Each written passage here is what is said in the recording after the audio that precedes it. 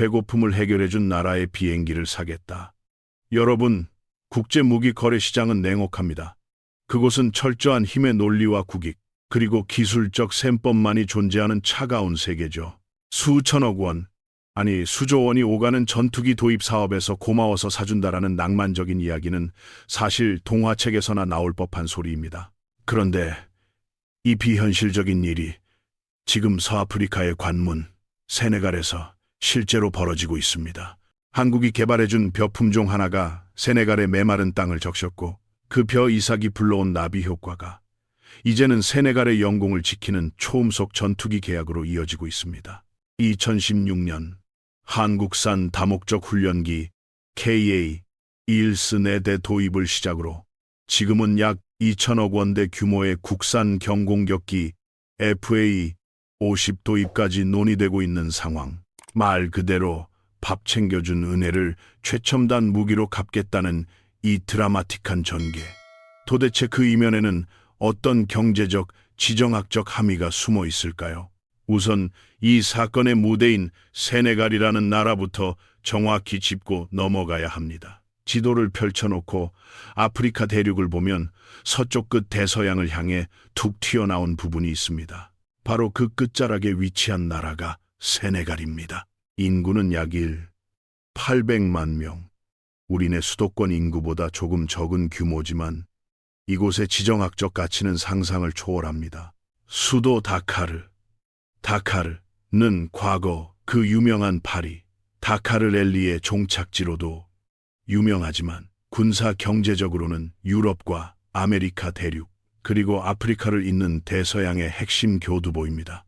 이런 전략적 요충지인 세네갈이 자신들의 하늘을 맡길 파트너로 전통적인 우방인 프랑스나 세계 최강 미국이 아닌 대한민국을 주목하고 있다는 사실은 시사하는 바가 매우 큽니다. 보통 개발도상국의 무기 도입은 식민 지배를 했던 종주국의 무기 체계를 그대로 따라가거나 막대한 차관을 빌려주는 중국의 손을 잡는 것이 일반적인 공식입니다. 하지만 세네갈은 이 공식을 깨버렸습니다. 그리고 그 파격적인 결정에 뿌리를 캐고 들어가면 황당하게도 전투기 엔진이 아니라 벽시가 나옵니다. 경제학적으로 볼 때 식량 안보 푸드 시큐리와 국방 안보 내셔널 시큐리는 때려야 뗄 수 없는 관계입니다. 먹고 사는 문제가 해결되지 않은 국가에서 첨단 무기는 그저 값비싼 고철 덩어리에 불과합니다. 국민의 배를 채우지 못하는 정부는 전복될 위험이 크고 내부가 불안한 나라는 외부의 적을 막아낼 여력이 없기 때문이죠. 세네갈 정부는 이 지점을 정확히 꿰뚫어 보았습니다. 자신들의 가장 아픈 손가락이었던 만성적인 식량 부족 문제를 해결해준 유일한 나라가 한국이었기에 국가 존립의 또 다른 축인 국방 문제 또한 한국이라면 믿고 맡길 수 있다고 판단한 것입니다. 이것은 단순한 감정적 보온이 아닙니다. 가장 어려운 문제를 해결해 본 경험이 있는 파트너에게 더 큰 문제를 맡기는 지극히 합리적인 신뢰 자본, 트러스트 캐피터의 투자라고 볼 수 있습니다.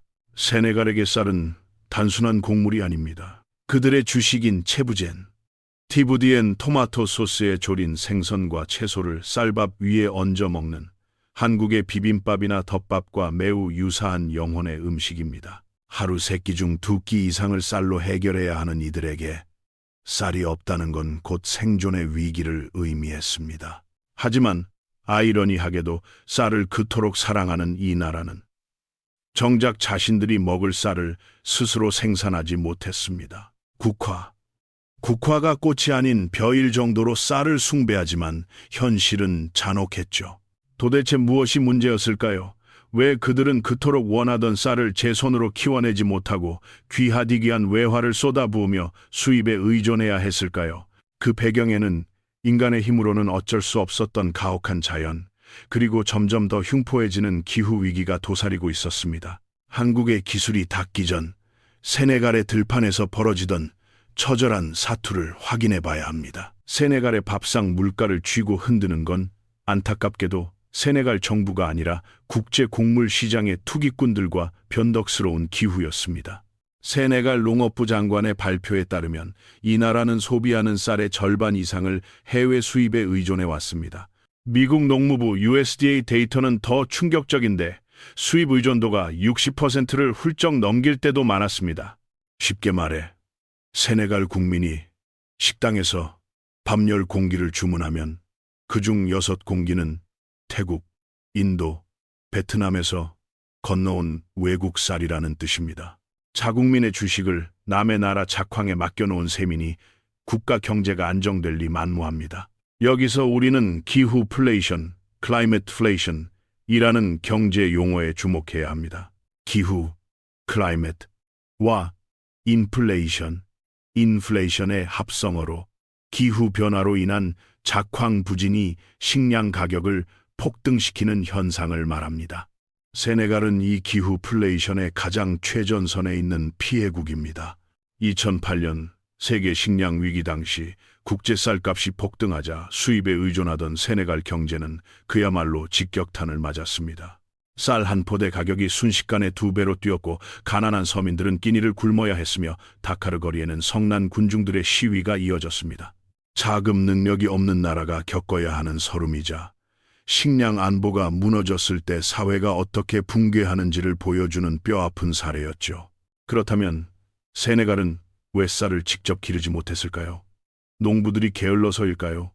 아닙니다. 진짜 적은 하늘과 땅에 있었습니다. 세네갈 북부는 사헬 지대에 속합니다. 사헬은 사하라 사막의 바로 남쪽 가장자리, 즉 사막으로 변해가는 반건조 지역을 뜻합니다. 이곳의 연간 강수량은 서울의 5분의 1 수준인 300mm도 미치지 못합니다. 한국의 1년치 비가일 400mm 정도인데 세네갈 북부는 그야말로 목만 축이는 수준의 비만 내리는 겁니다. 게다가 우기는 고작 석 달, 나머지 9개월은 하늘에서 물 한 방울 떨어지지 않는 타는 듯한 건기가 이어집니다. 벼농사의 생명은 물인데 물을 가둘 수조차 없는 환경인 것이죠. 더 절망적인 건 소금이었습니다. 세네갈 강하구에 저지대는 해수면 상승과 가뭄이 겹치면서 바닷물이 내륙 깊숙이 스며들었습니다. 땅에 소금기가 하얗게 배어나오는 염해, salt, injury, 피해가 극심했죠. 농사를 좀 아시는 분들은 아시겠지만 염분이 많은 땅은 식물에게는 죽음의 땅이나 다름없습니다. 아무리 좋은 씨앗을 심어도 삼투압 현상 때문에 뿌리가 물을 빨아들이지 못하고 말라 비틀어집니다. 현지 농부들이 키우던 토종 벼 품종들은 이 가혹한 환경을 버티지 못했습니다. 기껏 땀 흘려 농사 지어봐야 헥타르, 당 수확량은 1.5톤에서 3톤 남짓, 축구장 하나반만한 그 넓은 땅에서 고작 쌀 5톤이 나온다는 건 사실상 투입되는 노동력 대비 마이너스인 생계형 농업조차 유지하기 힘들다는 뜻입니다. 한국 농가가 같은 면적에서 5톤 이상, 많게는 7톤까지 거두는 것과 비교하면 처참한 생산성이었죠. 매년 수천억 원의 국부가 쌀 수입 대금으로 유출되는 상황. 가뭄이 들면 굶어야 하고 국제 쌀값이 오르면 또 굶어야 하는 악순환. 정부는 쌀 자급을 외쳤지만 구호만 있었지 기술이 없었습니다. 어떤 품종을 심어야 소금기를 견디는지, 물이 부족할 땐 어떻게 관리해야 하는지 알려줄 전문가가 전무했습니다. 이 절체절명의 순간, 세네갈은 마지막 희망을 걸고 지구 반대편의 한 나라에 구조 신호를 보냅니다. 바로 대한민국이었습니다. 그런데 왜 하필 한국이었을까요? 미국이나 유럽 같은 농업 선진국들도 많았는데 말이죠. 여기에는 단순히 기술이 좋아서라는 이유를 넘어선 한국만이 가진 독특한 역사적 DNA가 작용했습니다.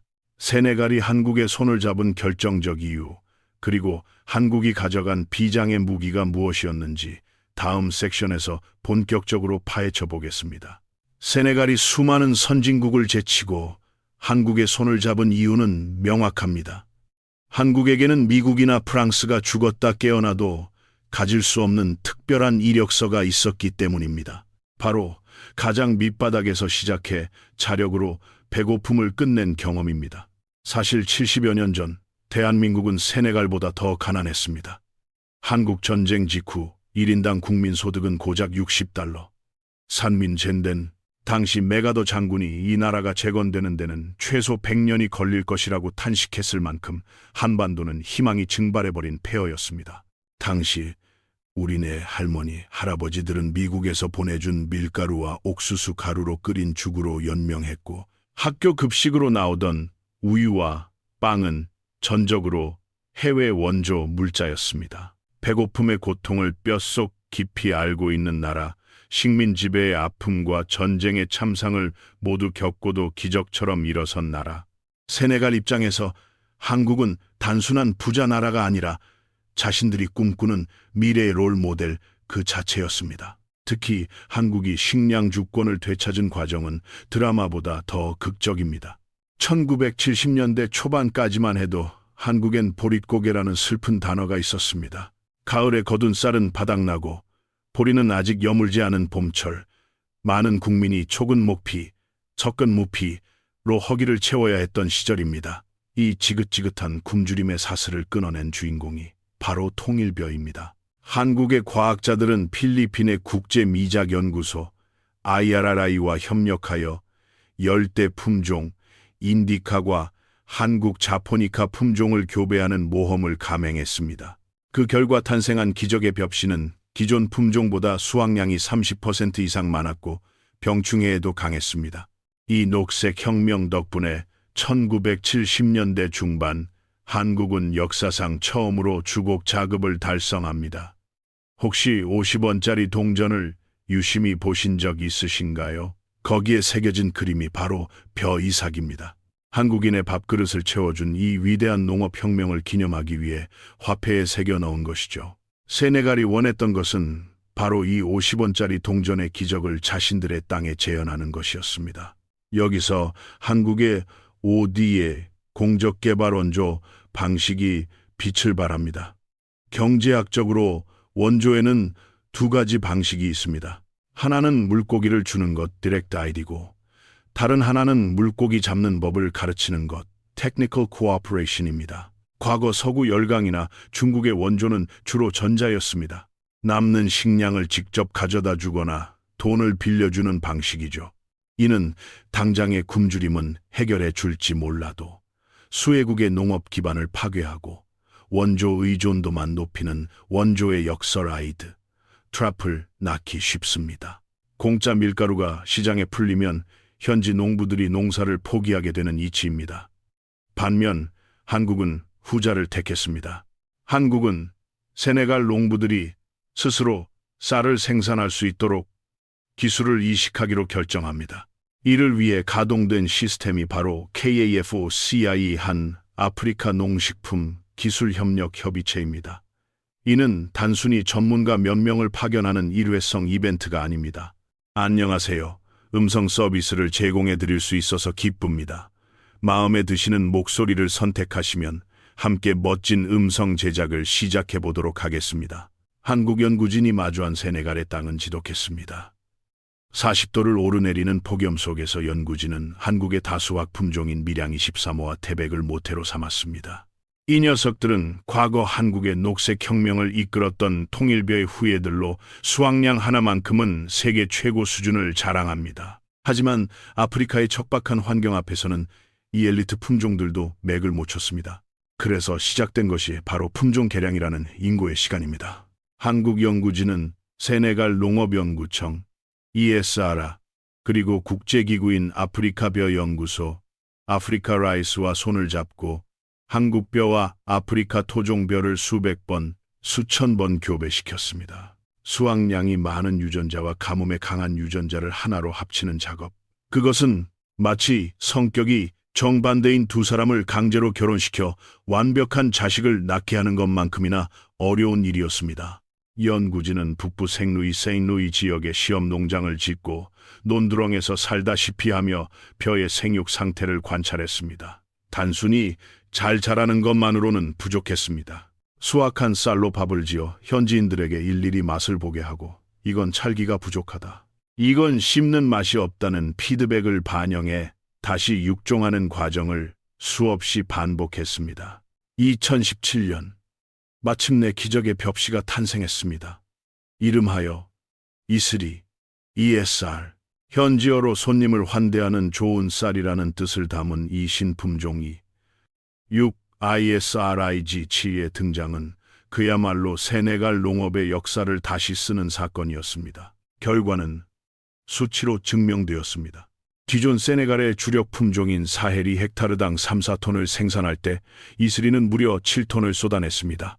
말 그대로 땅에서 쌀이 솟아나는 수준, 생산량이 단숨에 2배로 뛴 것입니다. 더 놀라운 건 생존력이었습니다. 염에 피해가 있는 소금기 머금은 땅에서도 뿌리를 내렸고 물이 부족한 건기에도 끈질기게 버텼습니다. 여기서 경제학적으로 주목해야 할 포인트는 단순히 양쿠안티만 늘어난 게 아니라는 점입니다. 농산물의 가치를 결정하는 결정적 요인, 바로 품질, 퀄리티의 혁신이 일어났습니다. 보통 수확량이 많은 계량종은 맛이 없다는 통념이 있습니다.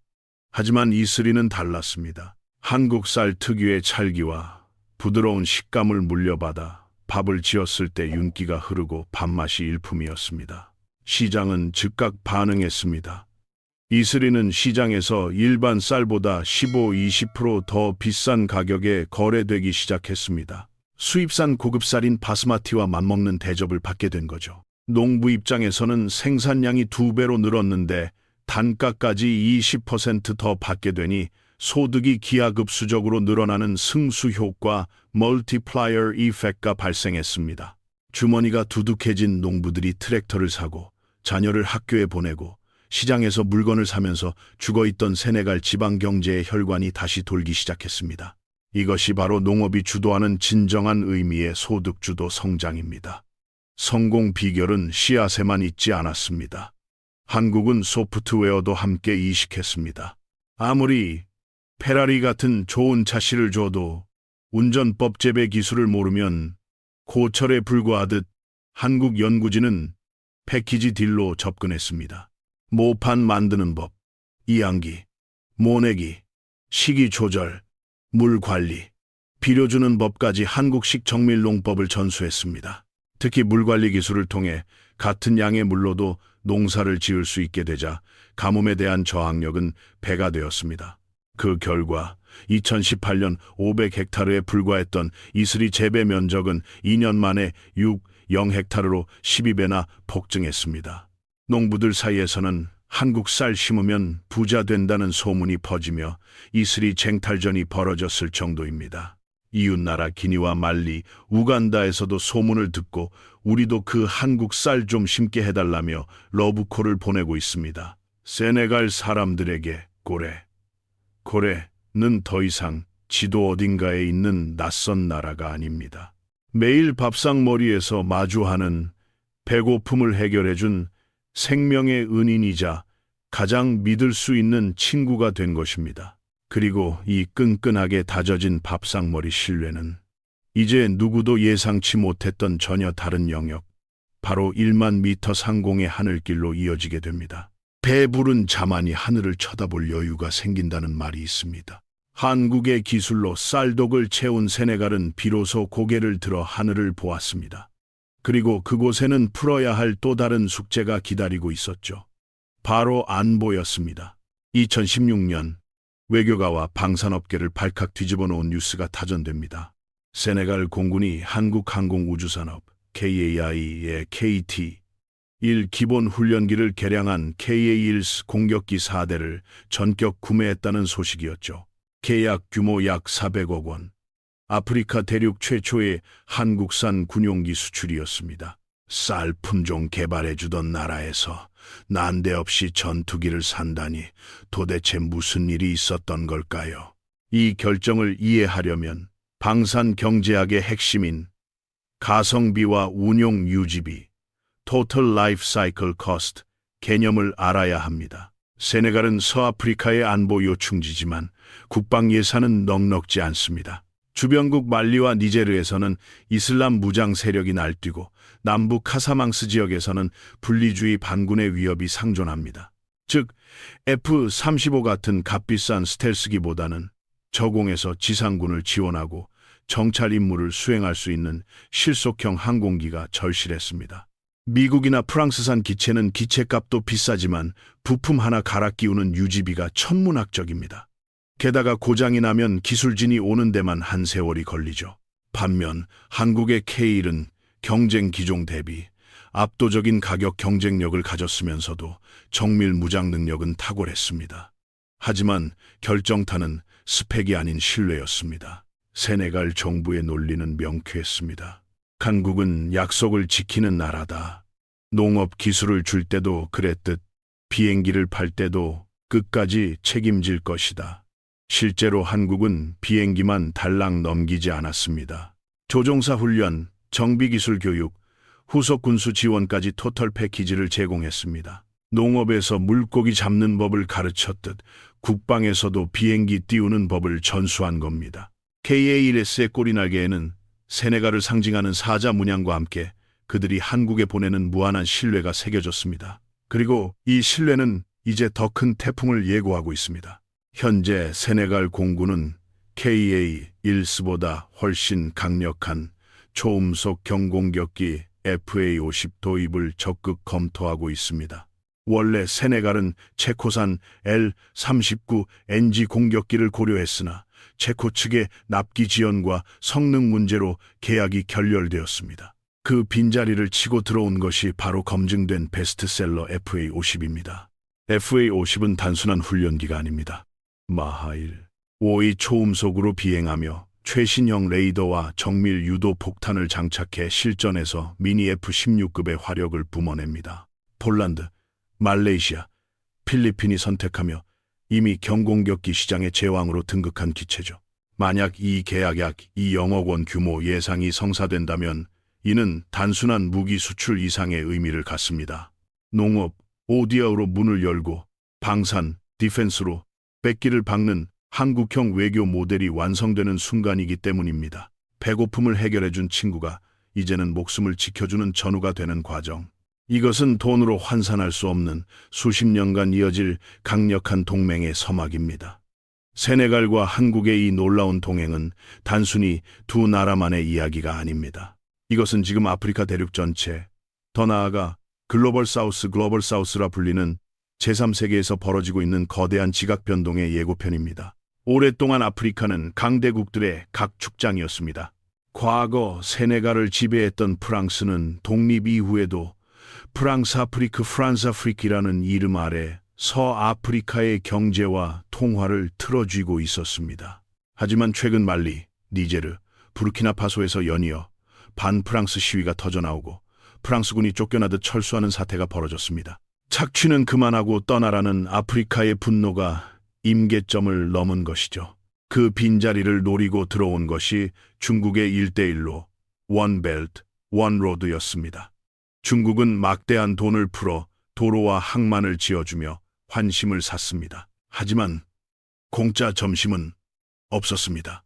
스리랑카가 빚을 갚지 못해 항구 운영권을 중국에 뺏기는 모습을 목격한 아프리카 국가들은 깨달았습니다. 돈을 빌려주는 손이 결국 내 목을 조르는 손이 될 수도 있다는 것을 말이죠. 바로 이 혼란의 시기에 한국이 제3의 대안으로 급부상했습니다. 한국은 아프리카를 식민 지배한 적도 자원을 수탈한 적도 없습니다. 오히려 식민지의 아픔과 전쟁의 폐허를 딛고 선진국으로 도약한 지구상 유일한 나라입니다. 아프리카 청년들에게 한국은 부러운 부자 나라가 아니라 닮고 싶은 형님 나라입니다. 여기에 기름을 부은 것이 바로 소프트 파워입니다. 지금 아프리카의 젊은 세대는 BTS의 노래를 흥얼거리고 넷플릭스로 오징어 게임을 봅니다.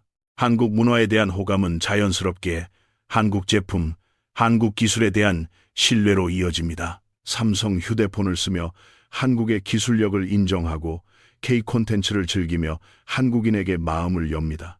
문화가 먼저 빗장을 열면 그 뒤로 기술과 비즈니스가 걸어 들어가는 이상적인 선순환 구조가 만들어진 겁니다. 지난해 6월 서울에서 열린 한 아프리카 정상회의는 이 변화의 정점이었습니다. 48개국 대표단이 한국을 찾았고 그들은 입을 모아 말했습니다. 우리는 원조를 원하는 게 아니라 파트너십을 원한다. 한국은 이에 화답해 단순 원조를 넘어선 핵심 광물 공급망 협력을 제안했습니다. 전기차 배터리에 필수적인 코발트, 리튬 등이 풍부한 아프리카와 기술력을 가진 한국의 만남. 이것은 일방적인 시해가 아니라 서로의 생존을 위한 냉철하고도 뜨거운 전략적 동맹입니다. 밥그릇을 채워준 이슬이 쌀에서 시작된 믿음은 이제 하늘을 지키는 FA-50 전투기로, 그리고 미래 산업을 책임질 자원동맹으로 끝없이 확장되고 있습니다. 진심으로 도우면 그 마음은 반드시 돌아옵니다. 물고기를 던져주는 값싼 동정 대신 물고기 잡는 법을 가르쳐 스스로 일어서게 돕는 한국의 방식.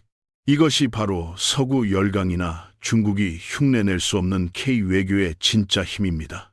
50원짜리 동전에 새겨진 벼 이삭의 정신이 이제 아프리카의 대지 위에서, 그리고 그들의 푸른 하늘 위에서 찬란하게 빛나고 있습니다. 배고픔을 해결해주는 애를 전투기 구매로 갚겠다는 세네갈의 결단. 그것은 어쩌면 가장 한국적인 방식이 세계에서 통할 수 있다는 것을 보여주는 가장 확실한 증거가 아닐까요?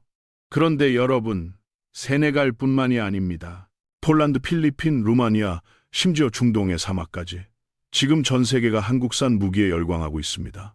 도대체 한국 방산에는 어떤 특별한 비밀이 숨겨져 있길래 콧대 높은 선진국들조차 K-무기를 사가는 걸까요? 다음 영상에서는 세계를 휩쓸고 있는 K-방산 신드롬의 진짜 이유와 숨겨진 경쟁력을 심층 분석해 보겠습니다. 오늘 이야기가 흥미로우셨다면 구독과 좋아요 부탁드립니다. 여러분의 소중한 댓글은 더 깊이 있는 영상을 만드는 데 큰 힘이 됩니다. 당신의 경제학, 다음 시간에 더 강력한 이야기로 돌아오겠습니다.